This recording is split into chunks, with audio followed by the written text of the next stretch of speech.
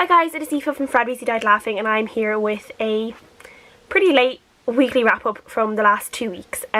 So I ended up taking like a unplanned break from just making videos for a couple of weeks. I wasn't feeling well a couple of weeks ago, so I couldn't film for a couple of days, and then I just like wasn't really bothered to do another one, and then last week came like for another weekly wrap up, and again I just couldn't find any motivation or inspiration to film the video. I don't know, I just think lately I've just been feeling a little bit unmotivated and a little bit uninspired with my videos, so I just didn't want to like push myself into doing a video if I didn't really feel like doing one.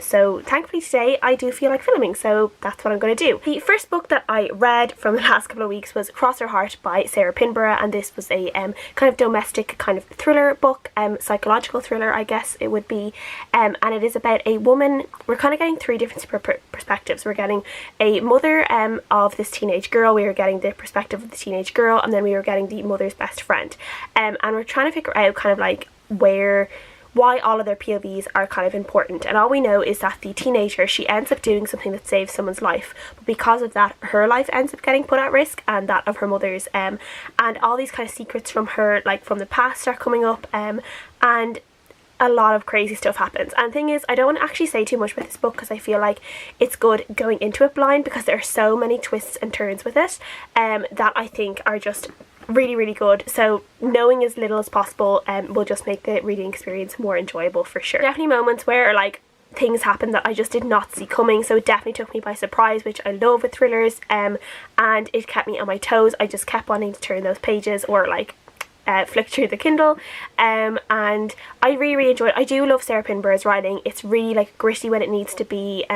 It goes dark in places where some other authors might be a little bit too afraid to go. Like she's not afraid of getting dark and getting maybe vulgar or like I guess violent in terms of things. There are some things that just seem like really horrible, like it's just like hard to think about, let alone like create in a book, but she does it, and she does it so well. So I gave this book a really strong 4 out of 5 stars, and I really enjoyed reading it. The next book I received from review from Abram Chronicles Books, it was The Accidental Bad Girl by Maxine Kaplan, and this one definitely took me by surprise. I really enjoyed this one. This is about a young girl called Kendall. She is about 17 years old, 18 years old, and she is basically has been ostracized by her social group in school because just before the summer ended she was caught sleeping with her best friend's ex-boyfriend, and now she basically is going through her senior year of high school with no friends, and she is feeling kind of alone. And then she realizes one day that her Facebook has been hacked. She has been using her Facebook, and then one day she realizes her Facebook has been hacked, and because of this she ends up getting in touch with this these like local kind of drug dealers, and she ends up being blackmailed into dealing these drugs, like selling these drugs for this dealer, and she ends up just in this really crazy kind of Mean Girls like meeting 21 Jump Street kind of storyline, where she is just relying on her wits to try and figure out the situation, and like she ends up just like it's so crazy. And the thing is like Kendall is like, you know, she is a badass. Like there's some things that she can do that are just really funny. Like I thought like, so there's parts of it that are a little bit unbelievable, with the fact that like she drinks like straight bourbon, she can count cards, she can pick locks. It's like, where do you like even learn how to do all of this stuff? Like how can you like be so like level-headed in these situations and know how to do all these things? I don't know.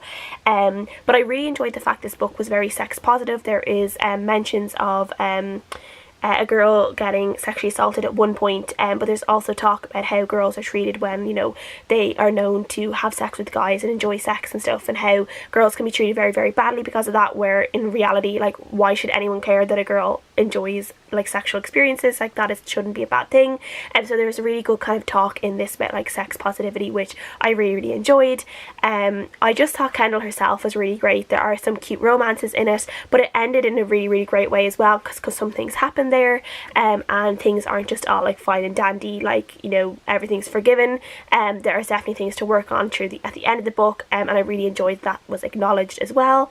I just really enjoyed this one. This was just such a fun ride. It was a really quick book to read as well. I would highly recommend people pick this one up, because this one was just, it was just so much fun. As I said, it's like Mean Girls meets 21 Jump Street, and it was just excellent, and I gave it a 4.5 out of 5 stars. The next book I read was a YA dystopian. It was Eve of Man by Giovanna Fletcher and Tom Fletcher, and this one again was one that also took me up by surprise because I was not expecting to enjoy this book. Like, I thought I would like it and just like, no, it's kind of this generic dystopian book, but this was actually so much better written than I thought it would be. So the plot of this book is that basically no female babies are being born anymore. All babies that were born are guys, and then there's this massive panic for years and years and years where the women are getting older, there's no more female babies being born, and then one day Eve is born, and Eve ends up getting taken away, and she's like in this like kind of special security unit where she's living this idyllic life kind of completely on her own. She's kind of being looked after by these mothers that are kind of almost like, they're almost a little bit like a convent in a way, and she's completely on her own. Obviously she's the only teenage girl in the entire world, and we are seeing how this idyllic lifestyle that she is living and things that she is being told about the world that she is supposed to help save, like humanity is resting on her shoulders, the future of humanity, and she knows this, but also she isn't being told the complete truth about the world that she's going to save. And we're also getting the perspective of Bram, who works with the company who was looking after Eve, and he actually plays the virtual role of her best friend. There's this whole thing about she has like this holographic best friend, but Bram actually controls this best friend, so him and Eve actually do kind of know each other quite well, even though they've technically like never met in person, and we are seeing this, and obviously there's a little bit of a romance that blossoms between them as well, obviously because YA, but again, as I said, I just was not expecting this to have like so much depth to it and so much like just kind of like, I wouldn't say research, but it does seem like, you know, it's not just this like willy-nilly dystopian world that the Fletchers just came up with on a whim.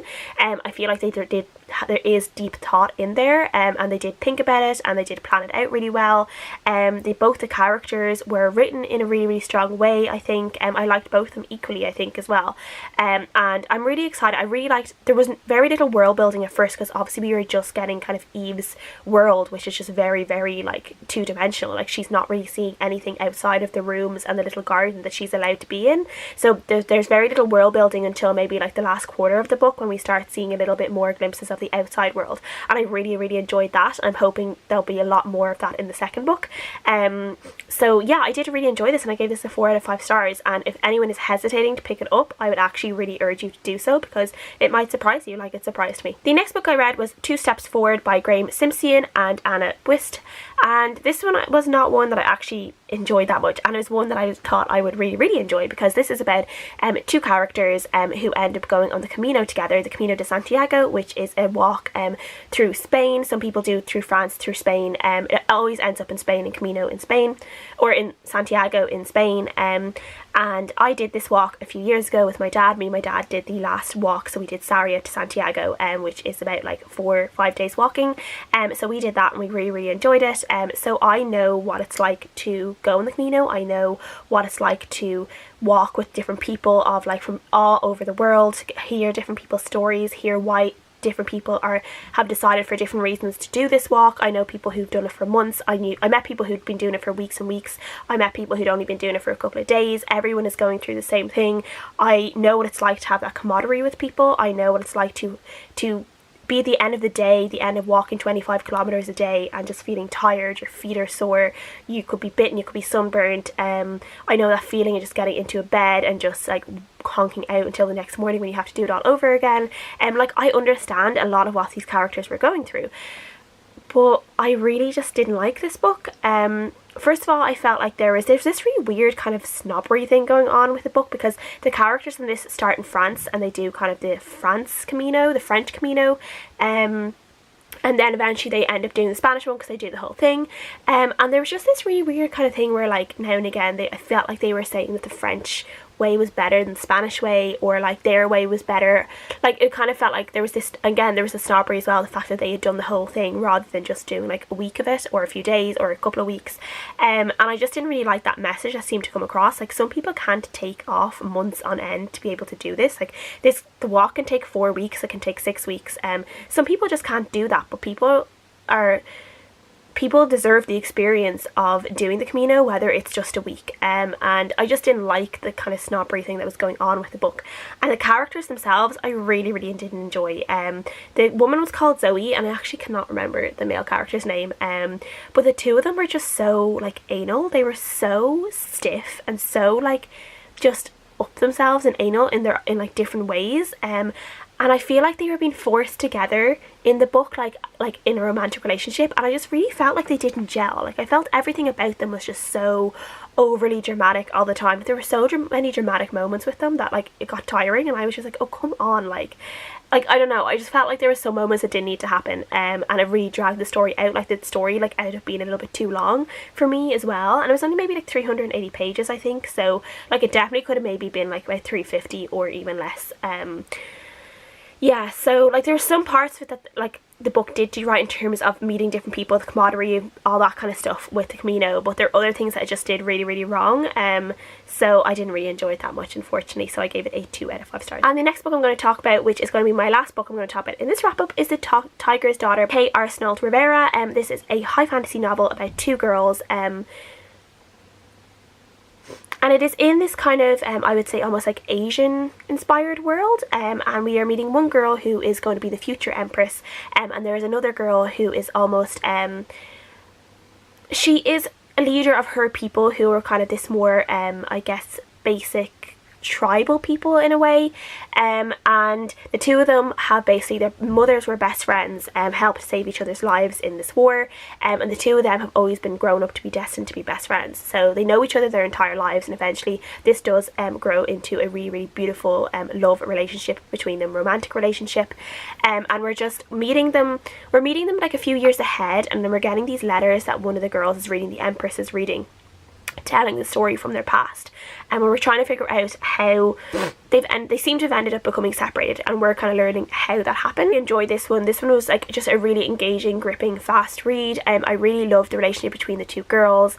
I love the fact that there were so many really, like, there's majority of the characters in this book are women. A lot of them are women who are leaders. I love the fact that there is the emphasis that both of their mothers are leaders, both of their mothers are warriors, and I really enjoy that they're both very the prominent figures in their family life, like the leading figures rather than the dads, which I really, really, really liked. And yeah, there's just a really like great like message of strong female leadership in this book, and female friendship, and then female love as well, and I really, really, really enjoyed it. There were some bits of it, like there's bits with like demons and stuff like that that I didn't quite understand for a while. Like you kind of have to read it, keep on reading it to really understand the world that they are actually fighting, and like the darkness that they're fighting in this world. But I did really enjoy it eventually, like when I kind of figured it out. And yeah, I'm really like intrigued to see where it ended, and I'm definitely going to be picking up the next book because this one was really, really, really, really, really good. And yeah, I loved it, so I gave it a really strong 4 out of 5 stars. And that is everything I've read for the past 2 weeks. Please hang on for my normal wrap up on Sunday. Know what you guys have been reading, and I would love to know as always, and I'll see you guys again next time. Bye.